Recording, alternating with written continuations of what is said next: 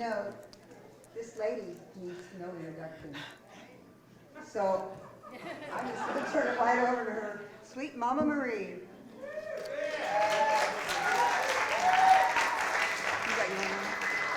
Is this one? Which one? You don't have to use those because you've got your thing on. Hey, babe, I'm still trying to get into this century, okay? I know.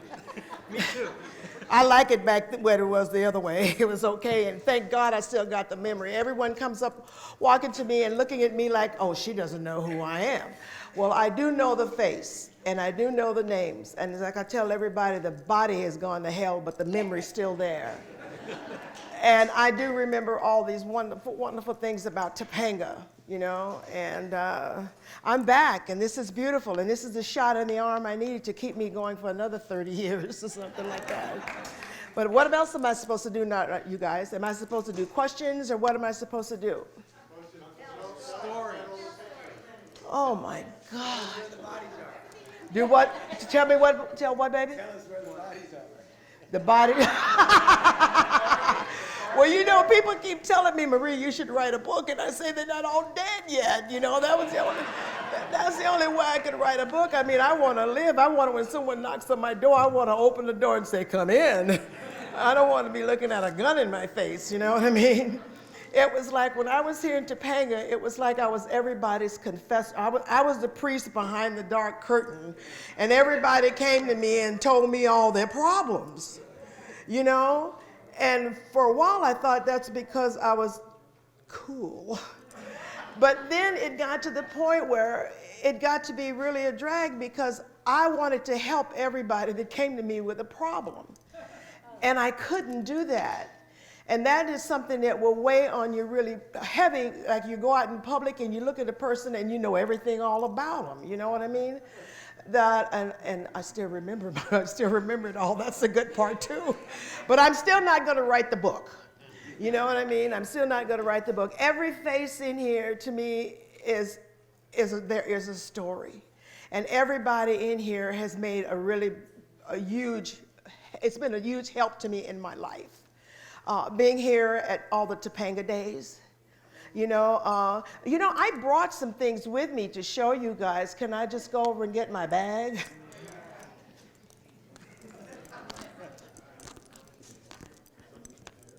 Yeah, we're going to yeah, right, that is a good question.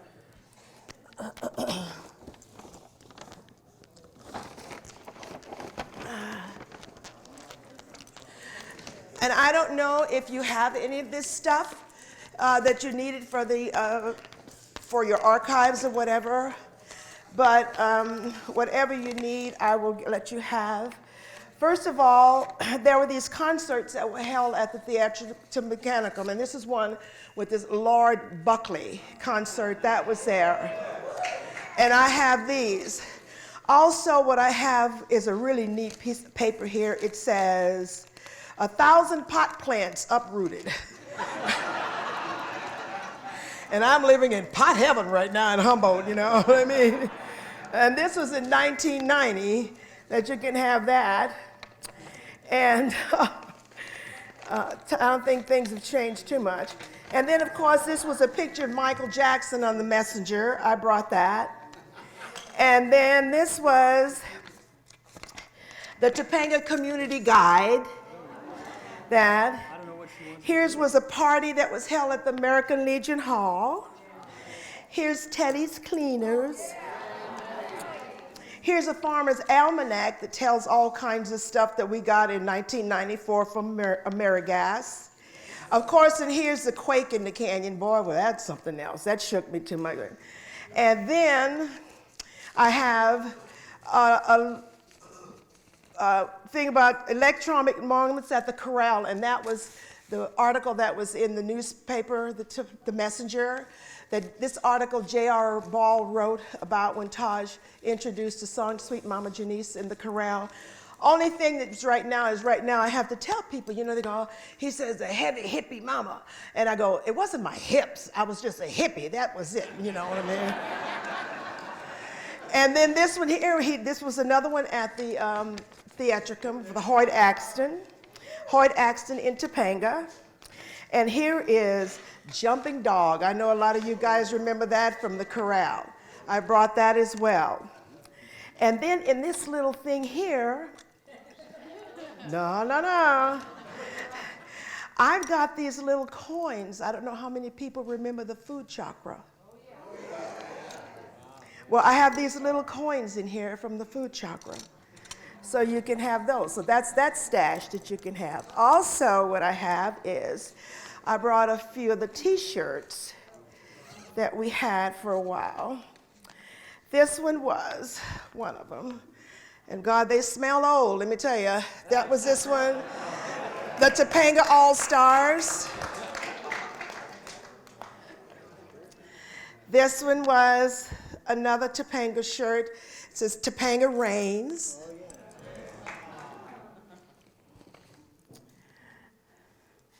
Here is another one. You see it? It just says Topanga right up here, and it's got an owl and I guess it's a raccoon. What animal hangs by its tail? Oh God, there's a possum and I guess an eagle or something. But that's another Topanga shirt. And then of course we all remember all of these. That's another one. The Centennial. And this, of course, is my favorite. I think this is one of the oldest ones. Remember that one? With the Indian chief on top of the clouds, over Topanga with the sun shining. Yeah. So I will let you have all of those if you want. Also, what I have is, I don't know if you guys remember the karate studio.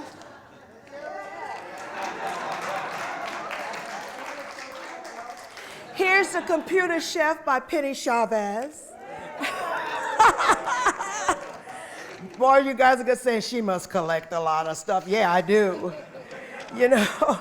And then this was the Topanga Community Guide from 1975 to 1976. Also, this was a reggae concert put on by a lady named Gidget. You all remember Gidget?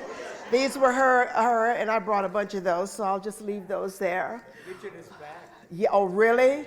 And I brought this because this was such a trip. This was in 1978. This was the bill I got at my house when they came in and told me I had to put in a water line.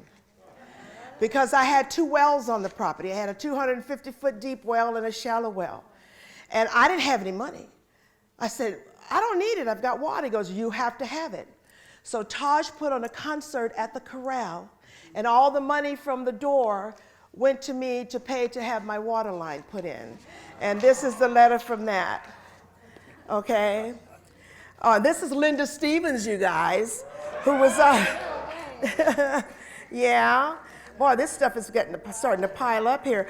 Oh, and this is really cool. This was an article written by Al Martinez in 1985. And it says, Topanga Canyon is an intriguing blend of displaced hippies looked in, I don't have my glasses on. Would someone like to read this for me? Because I cannot read it. It's really, and I saved that. I didn't really like him saying misplaced. You don't want me to read that. No, not the whole thing, just what you want to read, you know. Or you can just have it, you can keep it. I like the first paragraph. Misplaced hippies? Here we go. And then this is a picture, of course, of our dear Louis Kelly. And here's me, Louis, and Spanky's daughter, DC. Spanky, if anybody would like to know, is living in Ferndale, California. You know, I get Ferndale and Fernwood all the time. I get those mixed up. But it's a Victorian village. And yeah. And then here's some menus from, here's the Topanga Grill.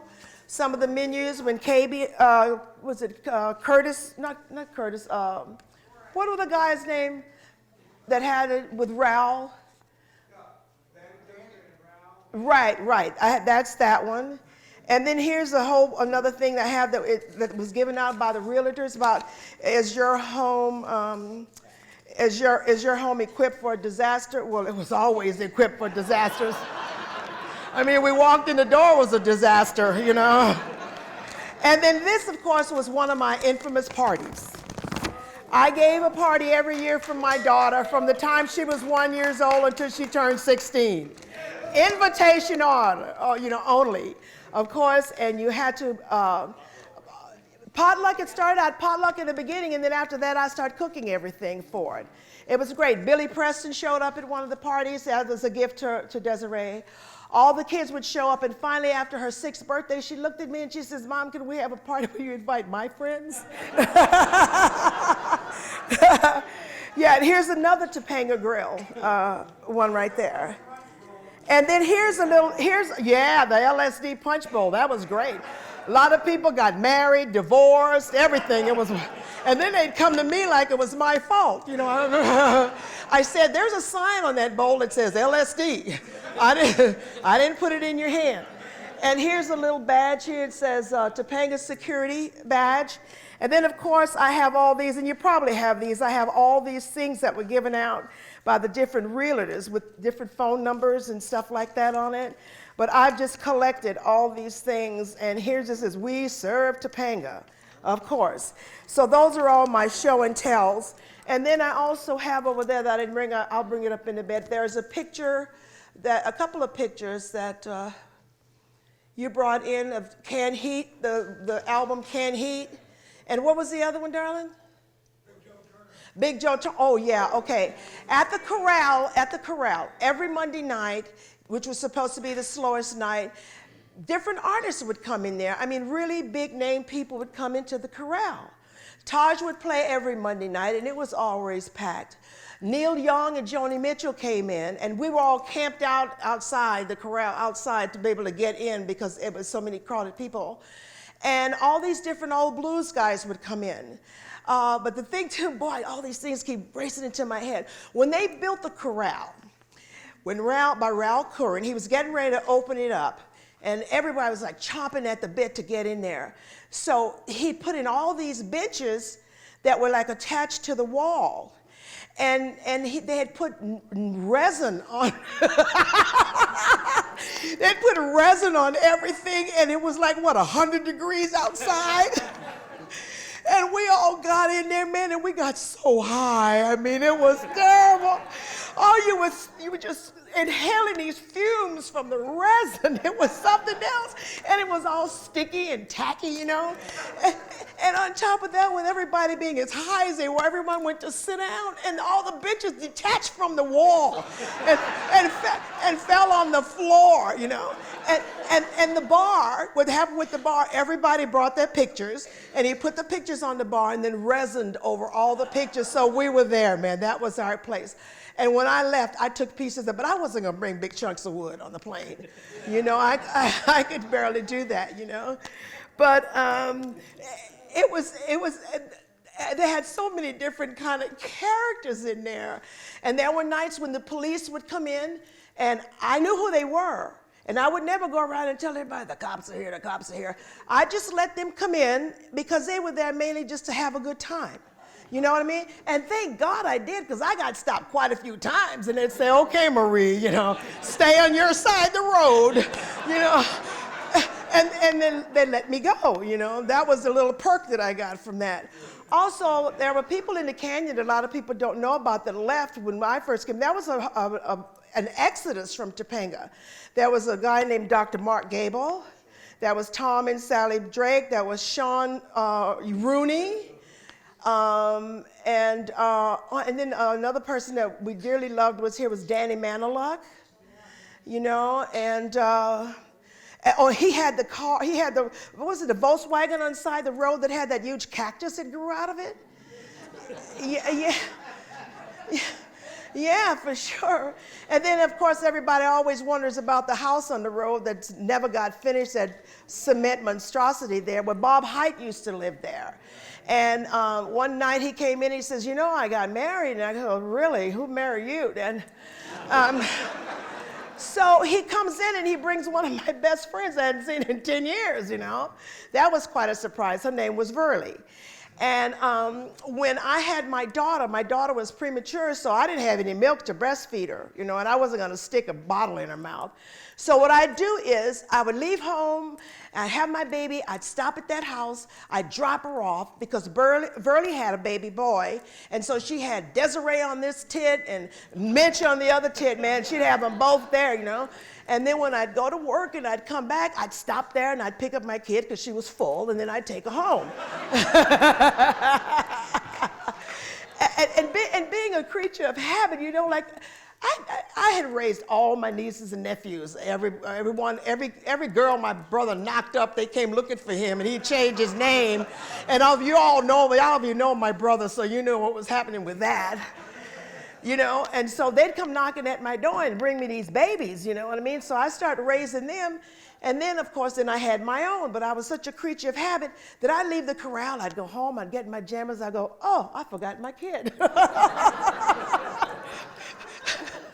So I'd go back to Barb Heights' house, and I'd get my kid, and I'd bring her home. And then when she started trying to walk, I had in a little moonwalker and brought her to the corral.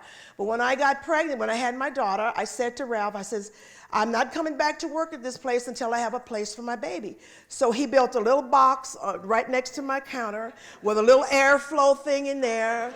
And I'd come in, I'd put my kid in there, but I knew I had to breastfeed her. So I'd put on this old t-shirt and I'd cut holes out on both sides.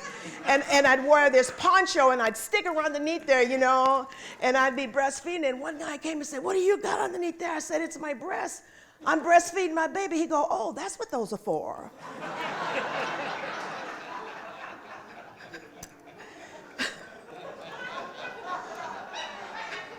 Okay. And we had a lot of characters in the Topanga. We had Red. Everyone knows Red. Red was a guy that had a zillion signs, and he'd just stand out there on the road with these signs, you know. He refused to sleep in a regular bed. He had to be camped out, and he always camped out behind the corral all the time. Well, he ended up moving to Eureka and staying with Marna. You remember Marna? And she gave him a bedroom to stay in, and he went out behind her lean-to where she kept the car, and he'd have to sleep there because he could not sleep inside of a building. Then we had a weird guy named Animal. Yeah, Animal had me cater his wedding, and he goes, I'll tell you what I really want. Velveeta cheese. And Asti Spumante wine. I said, are you kidding me? I gave it to him. They paid me. Everything was all right. And then there's Mr. Cadell. Mr. Cadell shows up at one of my parties. He's wearing a yellow, brighter than that yellow, jumpsuit. And the girls' tongues are hanging out of their mouth. And he was strutting it because he knew he was looking good.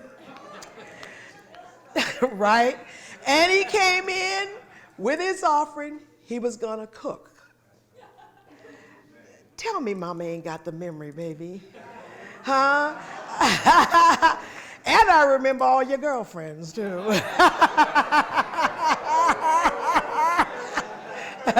We ain't even going there. You ain't dead yet. I'm not writing a book. Yeah. No, he's not in any trouble. And if you get in any trouble, let me know. I'll take care of you, honey. I got your back. Okay? And then we had Billy Preston that would come. We had Lou Gossett at the parties. We had, you just name it, everybody would come to the parties. One year, Billy Preston, his gift to my daughter as her birthday was him. So we built a stage in the yard for him to, you know, play all the music for the parties.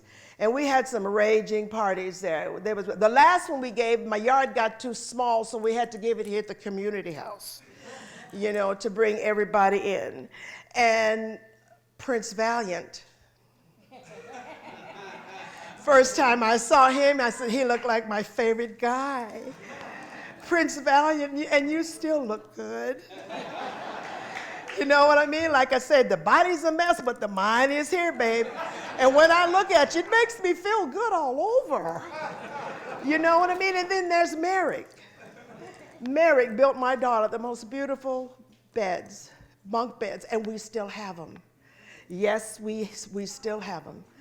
I mean, it was a hell moving them because they weighed a ton, you know, but we still have them. And I still got my anvil, too, for sure. Well, the bed was part of Pacific Ocean Park. Yeah, well, I got it at my house, for sure. And then there's Mr. Yedvard.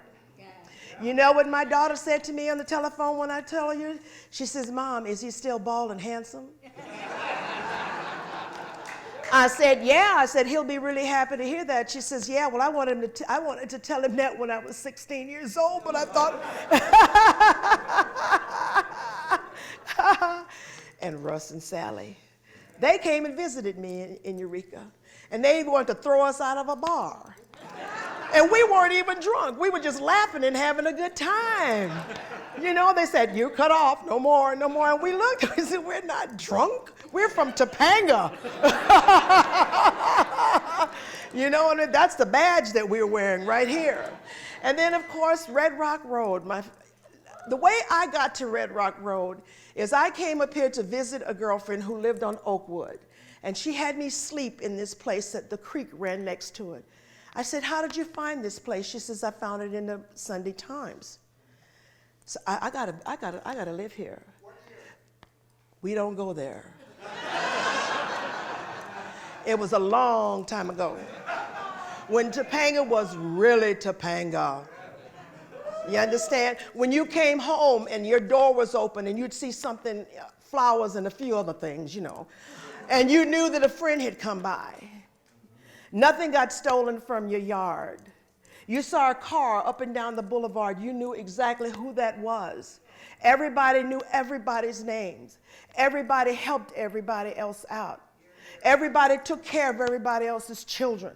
They fed them, they clothed them, they did all these things. You didn't have any neighbor calling the police because your dog was barking. And then you got these assholes that moved up here and they put out all this poison to kill the animals. They got to cut the trees because they can't see nothing. Do you know what I mean? They got to put an electric fence because they don't want anybody on their property. They put fences all over the hillside so you can't ride your horses. You know what I mean? God, I got the box right now. I'm preaching. Hallelujah. Yeah. And you trade it. You'd say, oh, I need this room built on. Someone would say, well, what would you do this for me? You go, yeah. You never said, well, it'll cost me $100 to do the room and you got to do $100 worth of something. You just trade it right across. And no one was calling the building department. My tree house, yeah, the tree house was beautiful. Thanks to the McNaughtons and all the other guys putting that tree house. People would go by my house and say, who lives in this little village? Well, we do. Can we rent that? I don't want no outsiders. This is family. You know what I mean? That's what it was. And it was great. And with my daughter, everybody she still remembers everybody fondly. You know what I mean? She has such great memories. It was really the perfect place to raise your child. And you could let your child walk the canyon and go all these different places. And you didn't have to worry about any of that. If anybody saw your child in a place that shouldn't be, they'd make sure that they took care of them and took them back exactly where they were supposed to go. And those are the things that, here, this is what I'm going to say. All of us that remember that, we're damn lucky because there's no going back to that. It will never be like that again, you know, and that's one of the things that keep me going, man, are those memories. I tell people all these different things, and they can't believe that we were there and we actually did all this stuff. And I catered weddings here. Beautiful. Debbie Ryder. I mean, yeah. And I'll tell you guys, I'm a damn good cook. I love to be a cook. You know, they did a television show in Eureka, and it was called the Chefs of the North Coast, and it was 12 of them. I said, you got 11 chefs and one cook. That's me. And I did tell all of you that I have a salad dressing called Topanga Green. That I will, you know, it brings about a lot of memories. And then Neil. you know, all the Topanga days. Well, you were here that time when the guy from, well, there were a lot of famous people showed up here just out of the clear blue sky. Rick James, you know, he was here. And it was such a trip because he had just gotten out of jail. And all of his dreads were gone. And he comes and he says, you know where I can score some pot? I go, wait a minute. What are you talking about, man? You just got out of jail. But the guy's name was Bernie, I think. He was with Elton John. And he came and he played here. A lot of famous people showed up, and the Topanga days were actually something just absolutely beautiful. And I can see a lot of that's changed too. And I was at every single Topanga days. I even came back for 3 of them after I moved away. And then after that, I couldn't afford it. So if anybody ever wants to see me, buy me a ticket, I'll be here.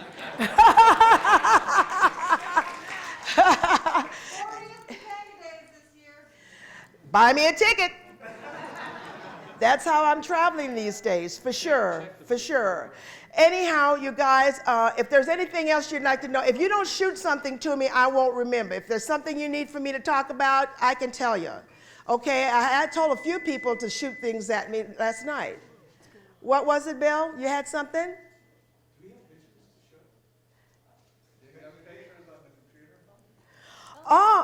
There's one on the computer now with one of my products, the Soul Q sauce. It says best of Humboldt sauces. Is that what you mean? Oh no, my husband did. That's that computer thing. Did he do that for you? Oh, there it is. That's the thing I was just looking at right here. Cool.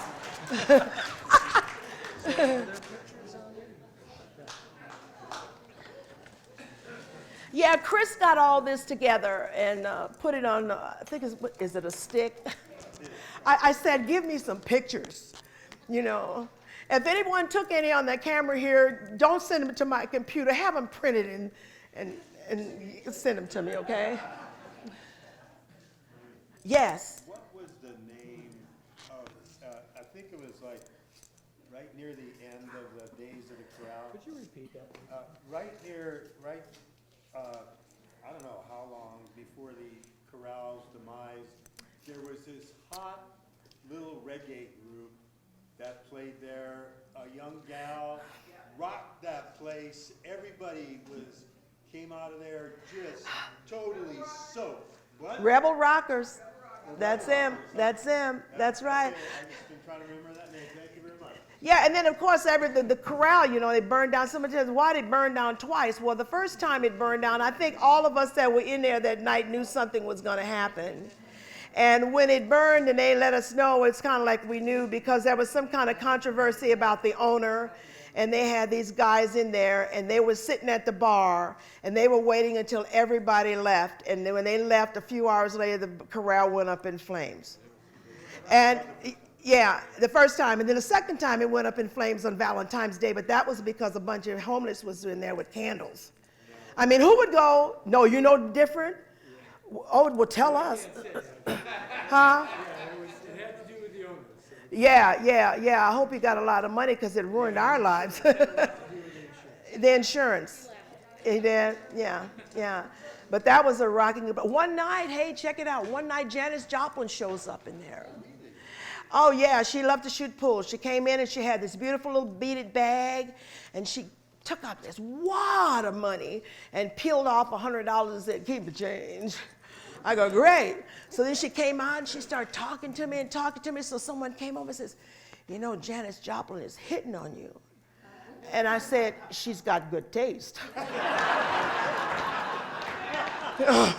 Really?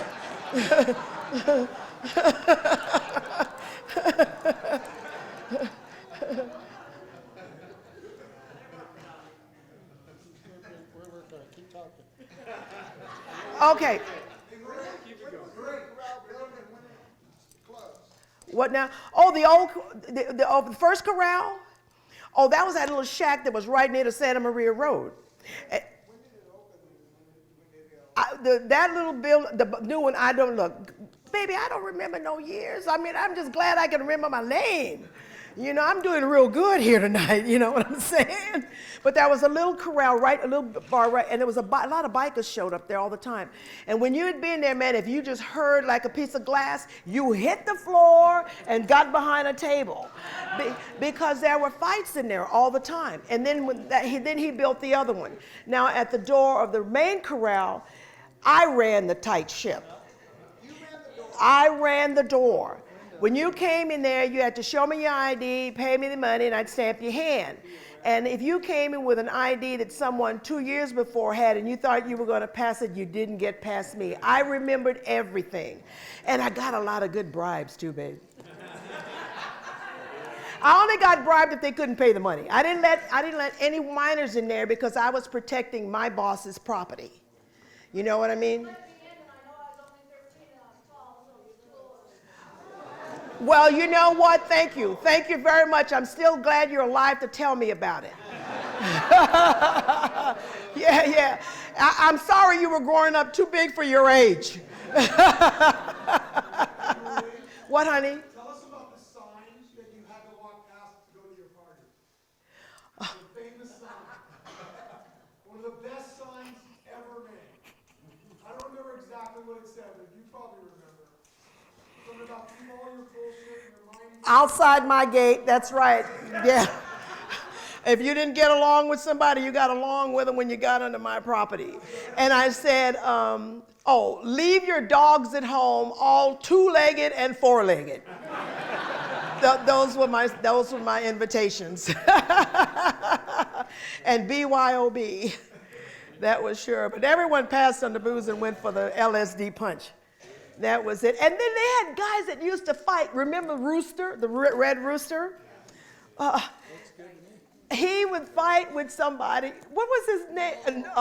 Noel. These guys would have a battle as who was going to bring the LSD to the party. And check this out. One of the parties, I had a septic system, and so I put signs on the door so no one could go into my house. So this guy goes, I really want to come to your party. I don't have an invitation. I said, bring me a toilet. So about 3 o'clock in the morning, I hear this noise. I look out the window, and these guys had gone and drug one of those toilets off the side of the road, you know, those big portable toilets. And they dragged it to my house, and they had knocked the bottom out of it. So we had to dig a huge hole and set that over the top of it. Oh, yeah, I know who that kid, that's, what's his dad? George. That's, what, George, Noel George's son? That's I think that's his son that's singing right there. He tried to, God, everyone knows who he is. Yes, that's Forrest. Yes. Okay. Are you going to be moving him along? And that's Honora. George, yeah, the other George.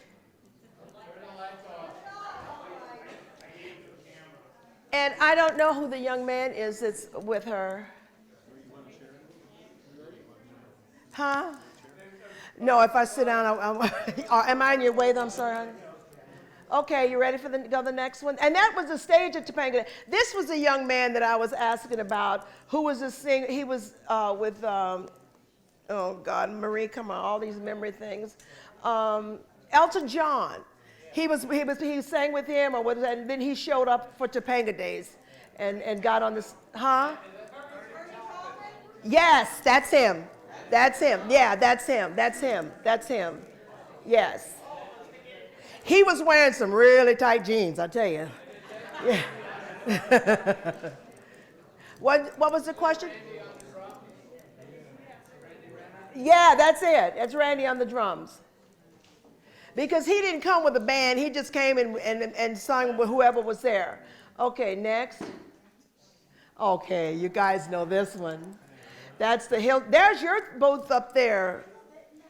Is that your sound booth up there? Yeah. That's Topanga Days. Everyone's sitting around listening to the music in the bowl bar. And you know, somebody I didn't mention, you guys hold it a minute, was Topanga Dick. Topanga Dick was a character like no other character you ever saw or met, whatever. He was just amazing. And he would drive around with this Cadillac that had clouds painted all over it. And we called it the Cloud. And then we'd go up the hill and we'd have these parties, and this guy had a wall and everyone would take a marker and write on the wall, and someone wrote on the wall, "Topanga Dick is not a social disease." Yeah, and we had there were a few T-shirts, but they didn't last very long. Yeah, and then you did the pen that says "I love Topanga." I have that. I wear that all the time. Yeah. I love Topanga. Yeah. Yeah, that's a Nara again. I don't know who the other people are, but to me, when Topanga Days, whoever that was up on the stage. Is that stage still here, or did they tear it down? Well, I got to tell you the whole story about the Bowl Bar. Julie Dubois is here, and one night Julie and I were together, and we were at some party. Of course, we were always partying. And someone said, "Oh, we're doing a renovation or something. Do you know someone that wants this bar?" And it was this bar you put in a house, and we said, "Great. Julie, why don't we set up a bar down underneath the big oak tree?" Because there was always long, long lines at the bar up in the community house. So we got this bar, and Sean Stalin was there. So he got this bar, and he took it, he nailed a 2x4 on each side so people wouldn't come behind it. And that was the beginning of the Bowl Bar. And from then on, she and I were at that Bowl Bar all the time, even when she was pregnant and ready to roll down the hill. We were there, but that was the beginning. That's how the Bowl Bar got started. And we would always choose who would help us down in the Bowl Bar. If some guy had a truck, he was in. Because he could go get the ice and get all the stuff and bring it in. But that was really nice. So if anybody, do they still do the Bowl Bar? Yeah, well, they ought to put our name on the top, honey. Big lines. Okay, next one. Oh, look at that. Oh, I know. You can go past that. That's my girlfriend's little boy. He's my godchild. His name is Nicholas, and he's from Germany. Oh, look at him. Jonas. Yes. And then that's Lincoln Briggs, David Briggs' son right there. Yeah. Shannon Briggs is in Wyoming. And Tisha Sterling is in Montana. Linda Stevens is in Montana. And I said Spanky is in Ferndale. And so I get phone calls from different people at different times, either thanking me or cursing me. Spanky is in Ferndale in Northern California. Was she singing in that area? Yeah, she was singing at a friend's bar for a while. But she doesn't do much. She can't walk. She can't walk right now. Yeah. Okay, next one. Is Jonas dead? He's back east. Oh, still building those barns, building furniture from barns? Yeah. That's Shannon Forbes right there. That was David Briggs' wife, and the little boy you saw sitting on the hill, that's his mother. Shannon lived over on Old Canyon, and they were living there with Neil Young. Yeah, because David was Neil's road manager and everything. And this lady, you know what I want to say I thought was really important? When I moved to Topanga, I was the only woman of color.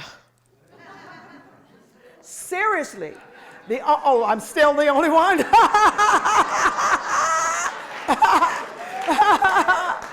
Good, if I come back, I'll be the queen. Anyway, I was the only woman of color in this place. But you know what? It didn't even bother me until someone brought up the subject, you know? And then this lady showed up. That was one of Louis' girlfriends. Okay, next. She's still here? Well, everybody tell her hello for me that she was on display. There he is. With Louis, me and Louis, it's a love-hate. Because Louis came from someplace in the South. And he comes here, and here I am in all my glory. And he goes, oh, Spade Marie. I really can't tell you what I said to him, you guys, because I got a mouth like a sailor. And I let him know, but we became really good friends. And he was throwing all these parties down. Well, Jedvard actually had the parties. And then after a while, Louis let everybody think it was all his parties. And that's how Louis got the girls. Every little girl that set foot in Topanga, she'd meet Louis. And he would feed her this line of, and all of a sudden she was Louis'. But he would have these parties and he asked people to bring food. And of course, there were hundreds of people there. There was never enough food to feed them. So he said, okay, Marie, you take this, you organize it. So everybody he'd invite to the party, I'd talk to the different women to find out, you bring this, you bring this, you bring that, so there'd be enough food. But then the guys would do the barbecuing. Now I remember one of his first parties, nobody had any meat. So Louis says, I'm getting the boys together, we got this cow over here we're gonna rustle this cow. I don't know whose cow. Do you remember that?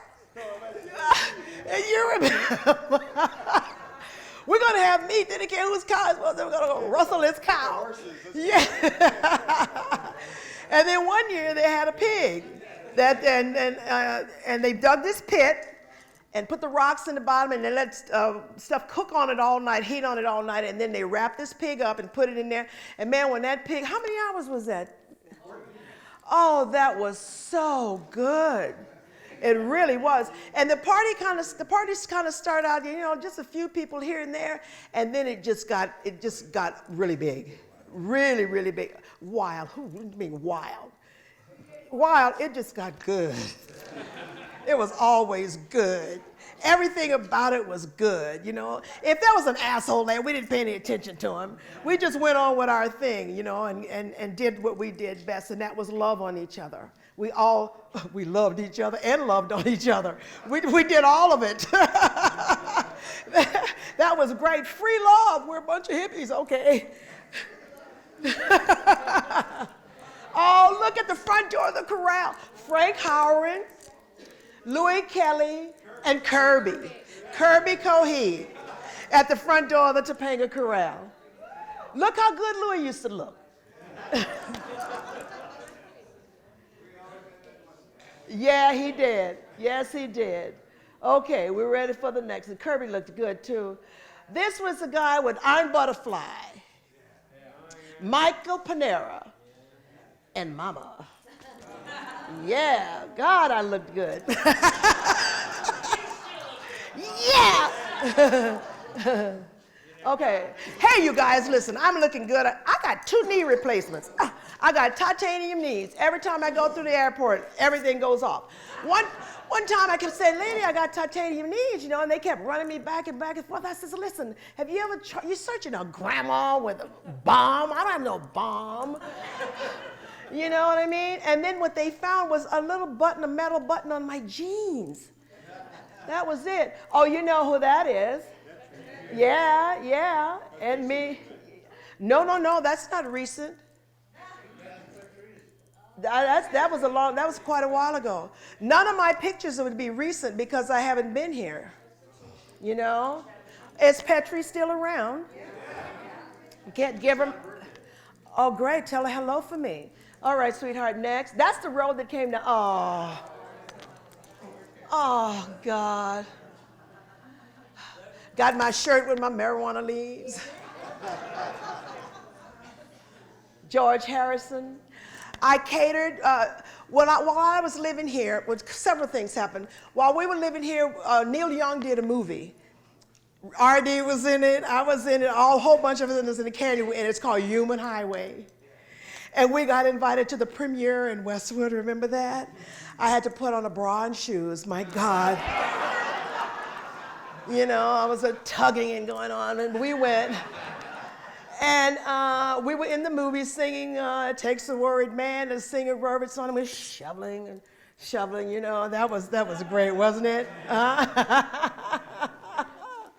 Oh, but I also did catered the video for the Traveling Wilburys, and got to talk to him again and showed him this picture of us. And he says, "That's not me." I go, "Okay."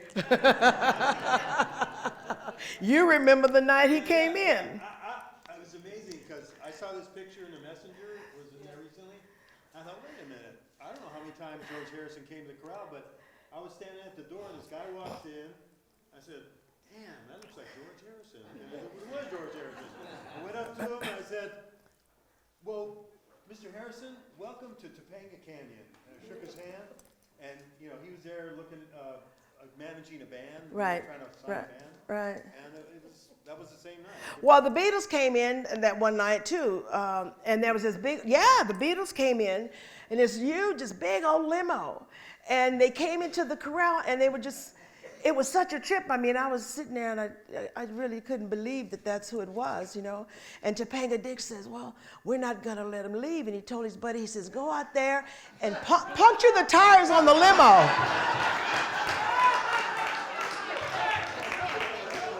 And then he took him up to his little house that he had behind the corral until someone could come and fix the tires on the limo. And then one night someone came to me and says, "Marie, Mick Jagger's coming in tonight." And I looked at it and said, "Mick Jagger?" I go, "How am I gonna know who he is?" Someone says, "Just look at his fat lips." So he walks in and I go, "Oh, you're the guy with the lips." That's what I said to him. Oh, my goodness. Okay, next. Oh, that's Bob Hite's little baby, Mick. That's who was sharing his tits with my daughters, you know. He's on one, and my daughter was on his other mom's other one. That was him. Yeah, he looks happy here. He didn't look happy there, though. Okay, next one. Oh, look at that. Yay! We don't need to tell you who that is. Look at you wearing them tight jeans, Henry. Meme and Henry Smith, the heart and soul of Topanga.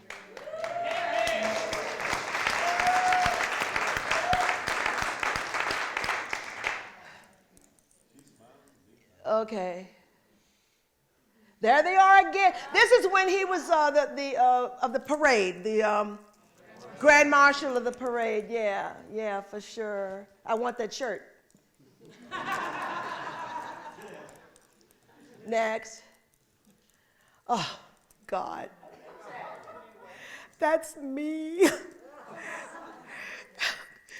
This lady's, guys, you see, no, the West up there. No. This was a club in Hollywood. The Peppermint West. And here I am receiving this trophy. And it's a friend. Okay, you guys, you've heard the song Cinnamon Girl. My boyfriend was Danny Whitten, who was playing in Neil's band. And he used to call me his Cinnamon Girl. He was my dance partner. And that's what this trophy is.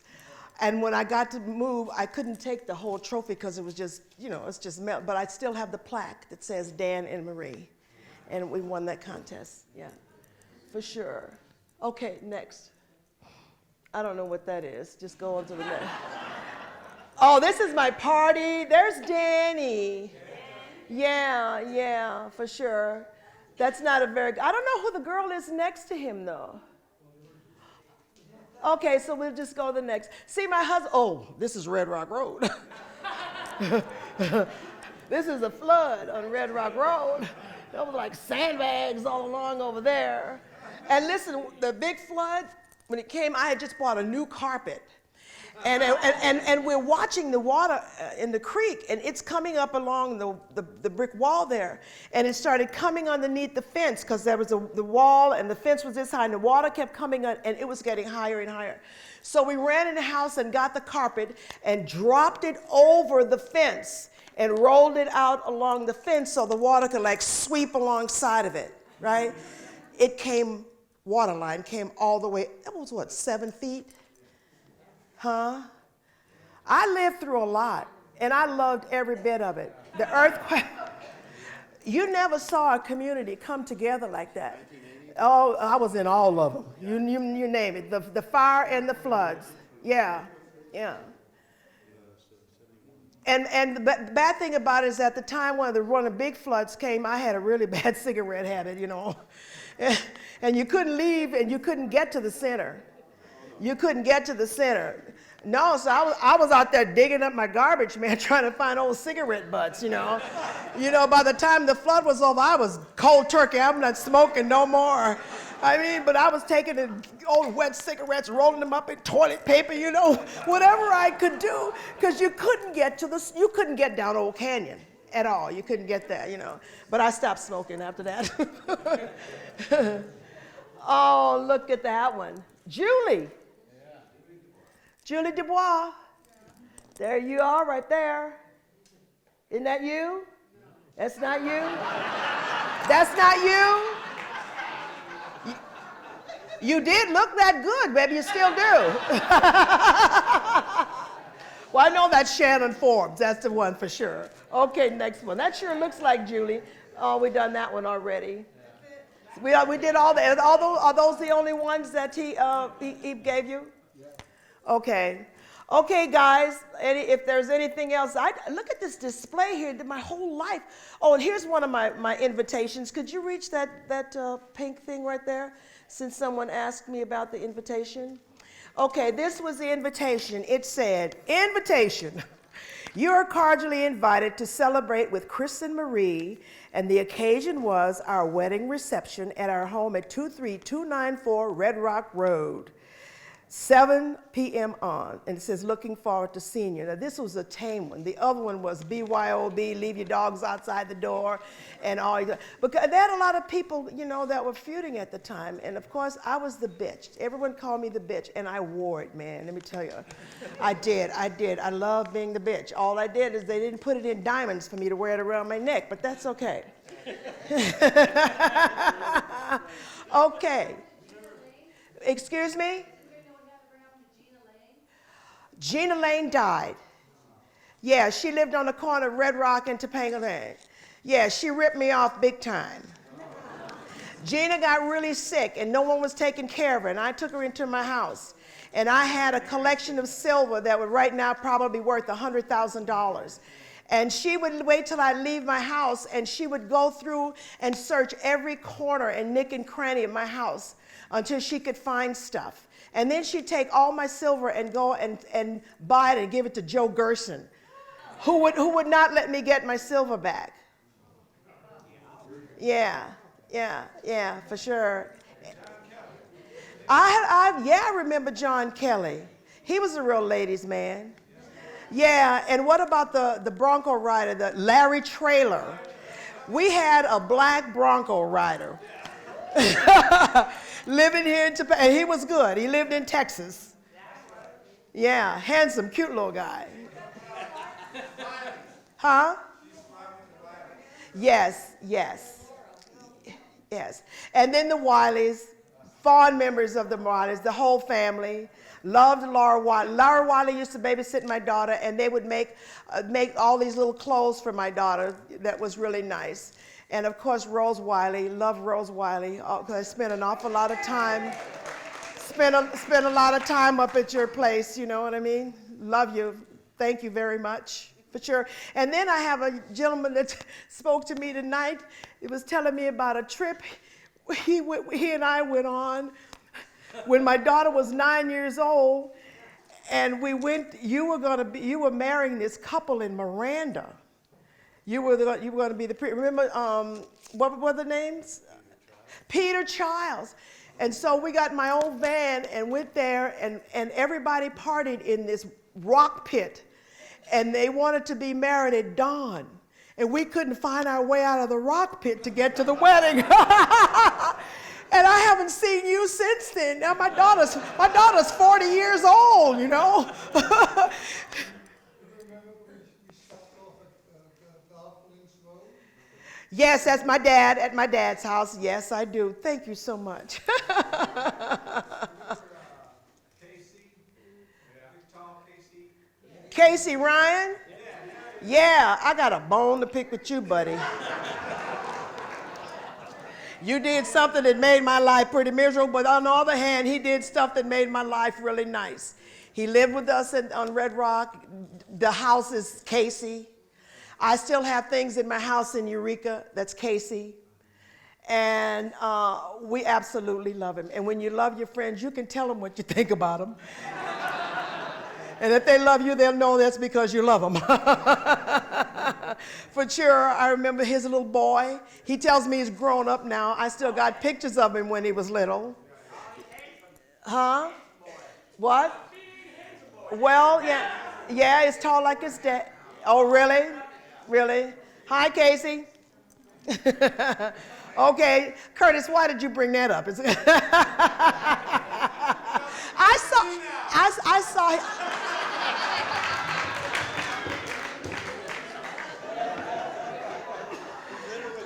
So who's the bitch? Okay.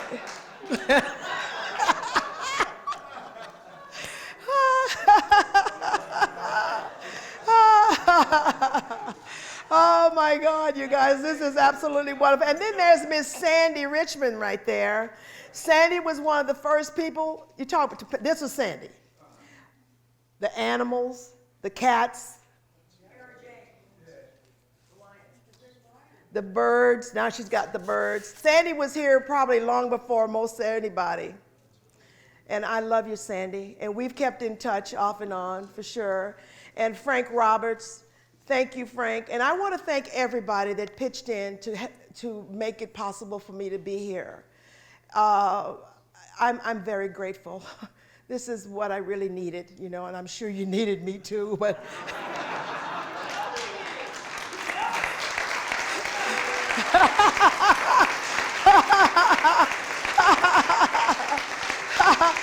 And then one day I'm in my restaurant and I see this guy looking and I go, who the hell is that? You know, and I go and open the door and it's Frank Roberts. It was really great. But listen, one of the worst things that happened is Rudy.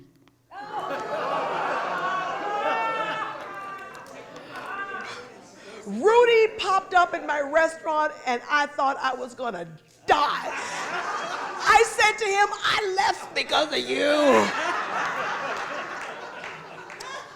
He comes in there with some people, and what they don't eat on this plate, Rudy is like licking the plate. And when it's his birthday, he'd go around to these different places, they'd kick him out. Because he'd eat at a buffet, he'd just keep eating and eating and eating. You know, and they'd have to kick him out, but he's hanging out in Southern Humboldt. He'd find these ladies that are really desperate, that need someone to dig ditches and stuff like that, you know, or haul the water up or plant the crops or whatever, and there he is, you know, and he comes to me and he's always just, hi, Marie. I go, oh, shit, what? Leave me alone, you know, and then Stu Moskowitz that lived up here. He did one of the Topanga t-shirt with the guy sitting on the donkey whistling. You know that shirt? Huh? Yeah. Well, he's up in Southern Humboldt too, and I see him, and he's still wearing the same pair of overalls. I mean, you can have a formal wedding, everything. He shows up in those same overalls with the paint on it and all this stuff, and he's doing pretty good up there as well. What about who? Jim Morrison? Oh, God, yeah, that story. Jim Morrison. We went to, a lot of people in Topanga used to go down to the canals when the canal was hip, you know? And when people down there were paying, like $75 a month for rent and stuff like that. And he had this girlfriend, and they had the house down there. And everybody just got really wasted, man. Everybody was getting naked. And so he had these leather pants he wore. And he took these pants off, and he stood them in the corner. This guy did not change his clothes. He didn't, and when you were next to him, you could tell he hadn't changed his clothes or took a bath in a long time. But he could sing, yeah. And he had these leather pants, and they were like someone had spray painted them with some stiff stuff. They just stood up straight right there, for sure. Did you go to a party in a swimming pool where they played, where the Doors played? Would you go to that one? That's weird. That's strange. Yeah. It was like a Play Del Rey or something like that. Yeah. Yeah, Mama was there. I said, thank God I'm here. I got my memory and I'm still alive. I'm going to have a few replacement parts, but that's okay. As long as they keep working, everything will be okay. You can replace the parts in your body to make your life longer, but you cannot replace your friends. Okay? God, am I cool? All right, any more questions from anybody? Okay.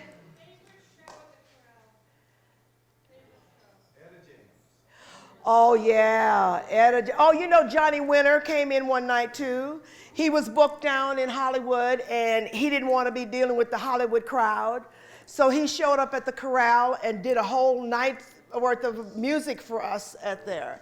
Etta James would come in there. And Big Joe Turner, of course, everyone knew him. What, honey? Oh, I loved Sweet Magnolia. Oh, man, and Summer, they had some, huh? We had such good music. There was such great music there all the time. And it's a good time. I'm glad I remember it all. I do remember most of it, and the thing is, if anybody just tells me something or gives me one little word, I can go there. But trying to bring it all up just on my own, it's not easy to do. But oh yeah, I've got their poster at home. Boy, they dated some ugly girls. Didn't you remember? Remember those ugly girls up the Santa Maria Road up there? Yeah, for sure. But you know what? They're making money hand over fist. Every commercial on TV now has that has it on there all the time. But man, they like ugly, ugly women. They weren't that good looking themselves, except they were playing some good music, so I guess they got what they could get, Oh, for sure. And then the Neil Young concert there. That was great with Joni Mitchell when she showed up to play there. And then one night when Taj was playing, one of the Pointer Sisters came in there to see him. And Bonnie Raitt used to come in there and play with Taj as well. Yeah, for sure. Susan Acevedo, she doesn't live here. She was married to Neil. I remember when I used to stand in the center and I go, that house right there, that's Neil Young's house. And that's all you could see up there. Now I stand there and I go, oh,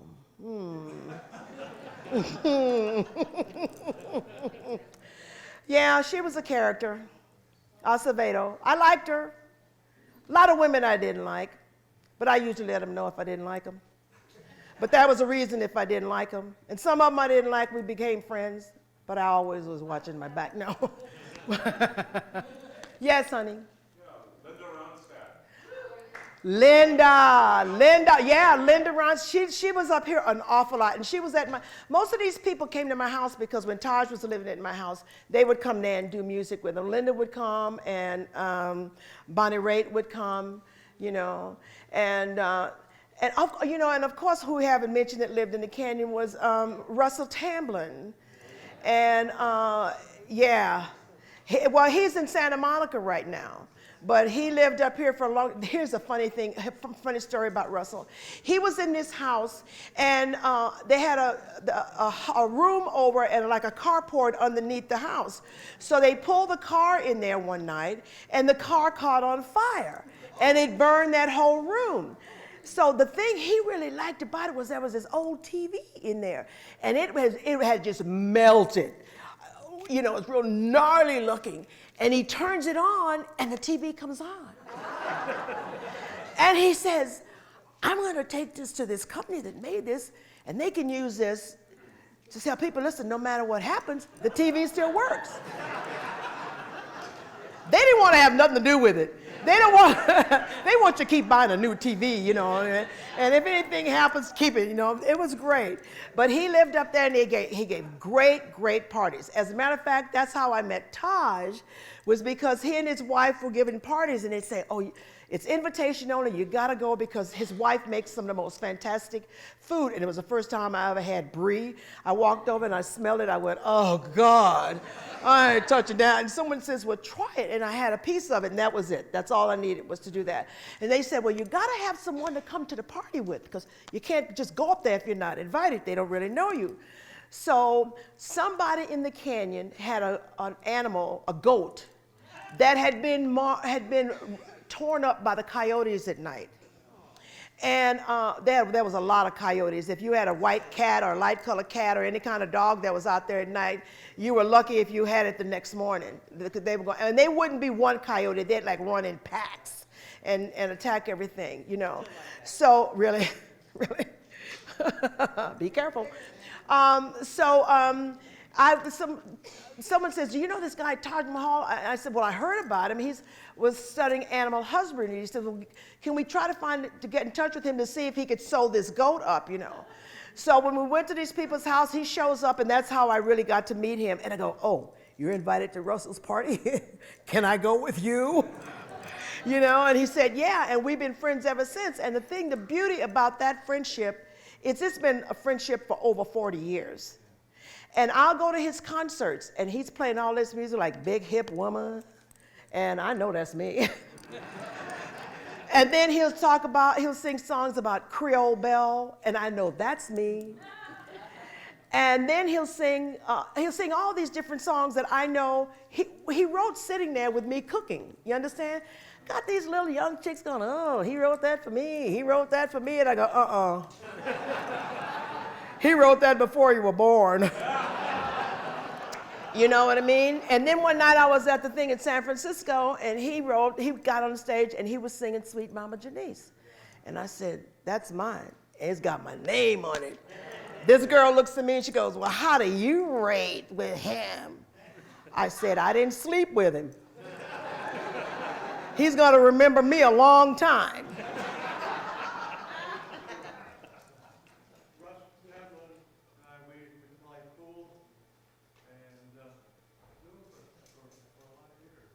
Yeah.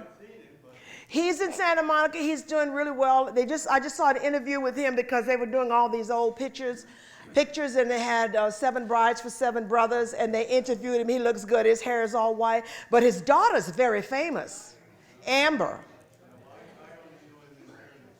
Yeah. Right. Yeah. Yeah. Well, that's a good memory. You know, he did great artwork. He did these collages that unless you really took a magnifying glass and look at them, you couldn't tell it was a little bunches of pieces of paper all glued together. They were just that good. Yes. Dean Stockwell. Dean, I don't know where Dean is. I hear he's married and has a couple of kids. Last time I actually saw him was when we did the Human Highway movie.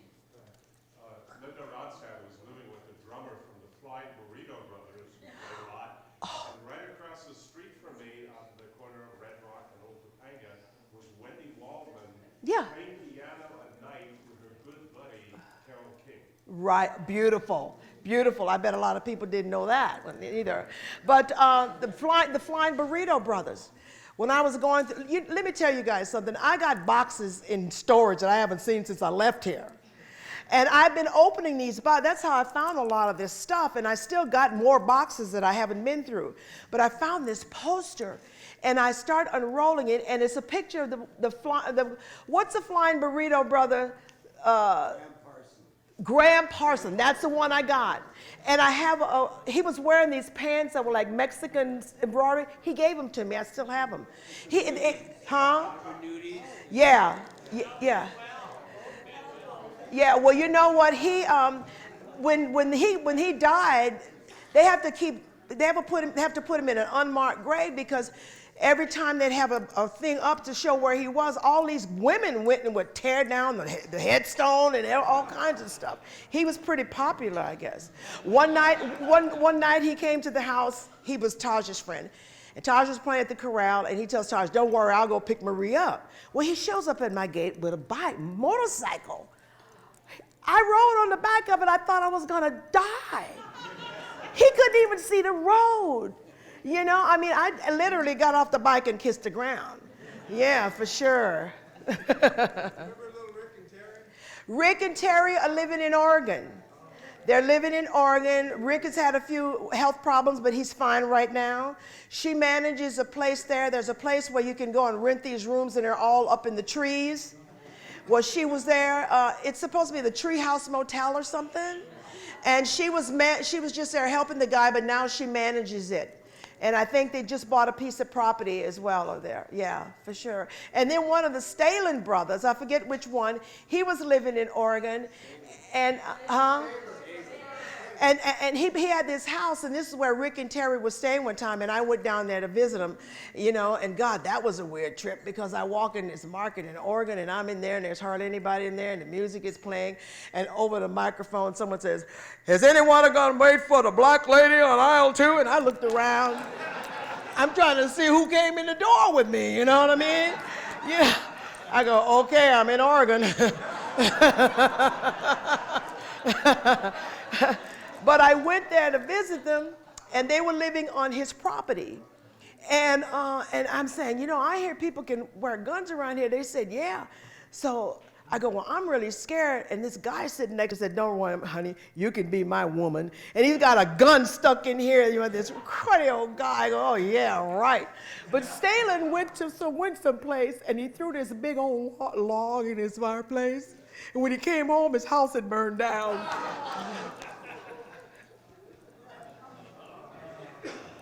Okay, are you guys through with me?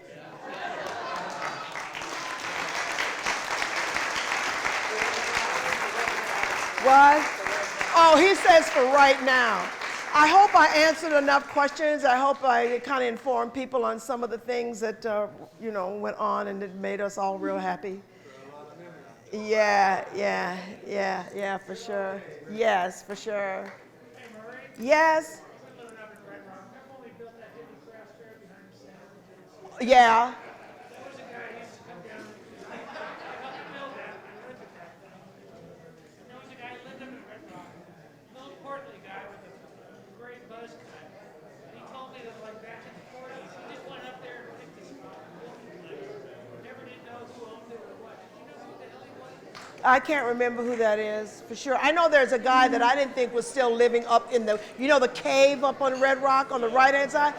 Ken Vining. He's still up there. He's still up there. He can hardly talk. He can hardly walk. Yeah, yeah, but he's still there. Yeah. Are you going to Oh, yes, I'm going to take orders for the products. Yes, I am. Okay. Good to see you, Harvey. Oh, Betty. We're going to come up to Oregon one of these days. Okay. We'll find you home. Okay, well, call and let me know I'll be there. Hey, Lynette. How you doing? Good. We just talked to Ned tonight in Mongolia still. He says to say hi. Oh, beautiful. Excuse me. Honey. Oh, my God. Hi, baby. I'm good. How you doing? Oh, my God. Still got your buggies and horses? You know, I have it for 20 years now. I have something for you to reminisce on. What? Once upon a time. Let's live in a hideout at Topanga. Come on, let's head out to them hills. Lots of stained glass, cold water in the bath. We can live without those fancy frills. Let's live in a tree in Topanga. Maybe in the leaves they'd leave us be. We could live in a squirrel hole and play our rock and roll. Come out on the limb and you can't be a nut like me. Yeah!